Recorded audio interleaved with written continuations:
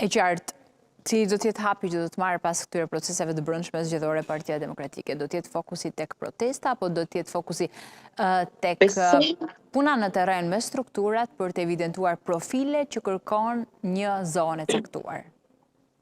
Të them vërtetën, protestat janë primare për Partinë Demokratike dhe besoj se shumë shpejt Partia Demokratike do të njoftoj edhe datën e protestës. Gjithashtu, po puna në terren ka filluar, paralelisht, përveç se janë zgjedhur të gjitha strukturat drejtuese të degëve, gjithashtu ka filluar tani edhe ka filluar diskutimet dhe takimet në seksione, në grup seksione. Doktor Berisha e theksoi dhe dje që Partia Demokratike është seksioni dhe tek seksioni është dhe baza e Partisë Demokratike, aty janë antarët, aty janë qytetarët dhe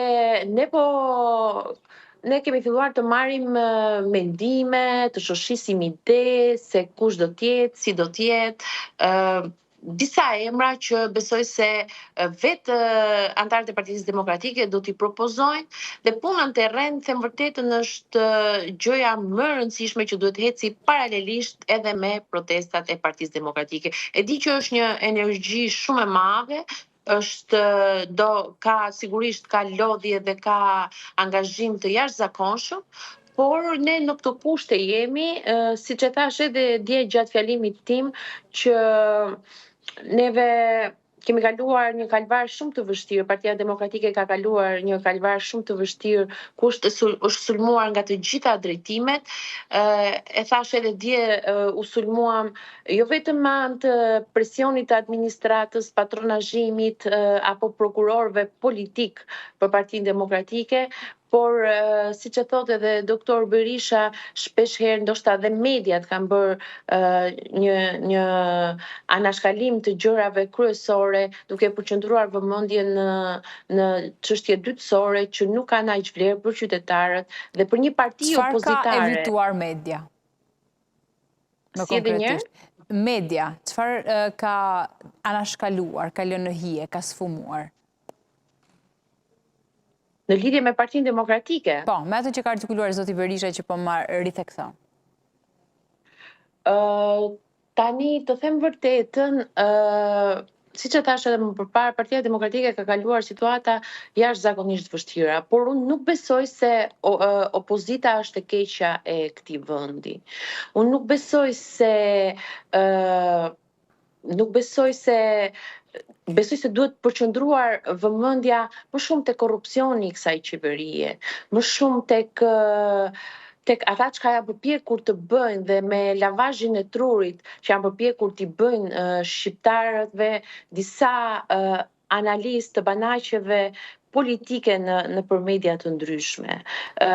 Ju mendoni se qytetarët nuk e kuptojnë këtë gjë, po të them vërtetën, kur vjen në terren dhe dëgjon postulate që njerëz që nuk kanë asnjë lidhje me Partinë Demokratike, apo që nuk kanë asnjë kontribut të vyer për Shqipërinë, sot për sot, në gjendjen ku jemi, por vetëm thjesht dalin dhe flasin në media, kur takojmë qytetarë dhe dëgjojmë që e tha filani këtë, e tha ky atë, ju jeni bërë bashk, ju jeni të këqij sepse e tha filan analist, por nuk ka problem, Rama ka 13 vjet pushtet, por problemi është opozita. Pra, kjo mënyrë që i është drejtuar shqiptarëve në banaqet televizive, besoj se jo vetëm për ne si opozit, por për ne si shoqëri, se okay, nuk ka problem, po për ne si shoqëri, si shqiptar dhe në kushtet në cilat ndodhemi ne, ku të gjithë raportet ndërkombëtare Shqipërinë po e rindisin në ditët më të zeza të saj për sa i përket emigracionit, korrupsionit, në shumë fusha të ndryshme, sepse një qeveri që nuk voton për heqjen e imunitetit të Belinda Balluku politikut dhe ne të kërkosh pastaj të jesh antare e Bashkimit Evropian, mendoj se këto të dyja nuk shkojnë me njëra tjetrën. Pra, gjitha këto element që me të drejtë la shkon edhe ti artikuloje, ne i kemi sfumuar, nuk ju kemi dhënë vëmendje, por ndërkohë, unë nuk e thash të, jo, prit një sekond, mos abuzon. Po bëj një paralelizëm me atë që ka ndodhur në kampin demokrat.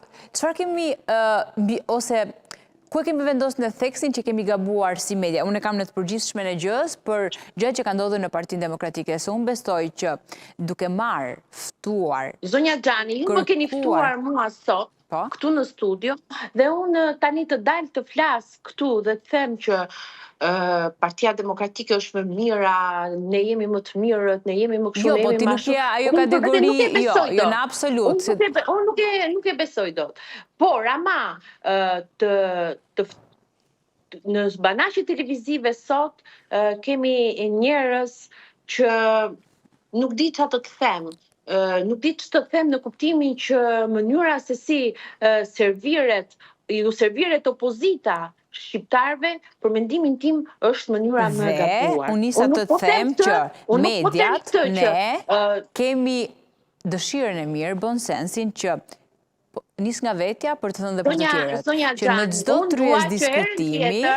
Më falë, unë dua që herën tjetër, kur të më thirrni në program, kam shumë dëshirë të kem përballë të ngjashmin tim. Kam shumë dëshirë të kem përballë një deputet të Partisë Socialiste. Dhe atëherë, hajde flasim dhe hajde diskutojmë. Por një deputet i Partisë Demokratike nuk mund të shkojë i ftuar në një studio televizive me një analist të paguar nga qeveria. E qartë. Më qëndro pak të Denisa. Për çdo eksponent Partisë Demokratike, po flas nga vetja, por besoj edhe kolegët e tjerë, janë të ftuar, e kam patur derën hapur, si në biseda, apo në panele, apo për të qenë dhe të vetëm, për të shfaqur dhe dhënë vizionin që kanë ata për familjen e tyre politike. Një ndër to jeni edhe ju. Unë besoj që mediat, studio televizive dhe këto banaqe që ti përmend mbas edhe me të drejtë, besoj siç kanë këtë kategori që ti e cilëson dhe unë po marr nga fjalët e tua, kanë edhe hapësirën që ja japin çdo eksponenti demokrat. Nga nën kryetar, se nuk po të flas për zotin Berisha, me që si ka intervistat më të ralla në media, por të përditshme, me qëndro pak këtu, i ka të përditshme nëse li, por më të ralla në media, çdo eksponenti i Partisë Demokratike, deputet, antar i Këshillit Kombëtar, i Kuvendit Kombëtar, apo në gjitha strukturat e Partisë Demokratike, e kanë derën hapur të jenë të ftuar, të flasin dhe të tregojnë vizionin që kanë për kampin demokrat, çfarë po ndodh parti, por edhe për të folur patjetër dhe për Partinë Socialiste, për atë që kanë përballë apo për maxhorancën, dhe çdo shqetësim që mbase me të drejtë e kanë. Këtu në këtë tryez, të kesh parasysh vetëm një element. Nuk vinë vetëm deputet, vinë edhe nga degët, edhe nga strukturat, edhe nga njësitë, dhe janë të gjithë të barabartë për të diskutuar, për të folur dhe për të dhënë qasjen e tyre. A jam e qartë? Zonja Xhani, besoj se e devijuat kompletat për cilën unë po flisja. Kjo nuk ka lidhje me një media apo dy media. Jo, të nisa nga vetja për të shkuar tek të tjerët, po. Po pra, pikërisht, sepse ne këtu kemi media të sulmuara nga pushteti. Absolutisht. Kemi media të sulmuara në mënyrë brutale sa që kanë arritur deri aty. Mirë, tani mos e kalojmë vetëm tek njëra, se unë dua që këtë kohë televizive ta e uzaurojmë për atë që ti ke si objektiv për Partinë Demokratike në stadin ku është, e punën që po bëhet dhe në gjithë organizimin e mirë të punës, se po flisim për Kuvendin Kombëtar, se duket se po e uzaurojmë dhe kohën që duam patjetër të ta jap për të shkuar tek ajo që po ndodh në kampin demokrat. Se u shpërndam shumë. A do të qëndrosh pak tek valja e protestave që ditën e djeshme në mos gaboj u pyet zoti Berisha dhe tha po do të ketë, nëse do të bëhen përgatitjet për të patur dhe një datë zyrtare.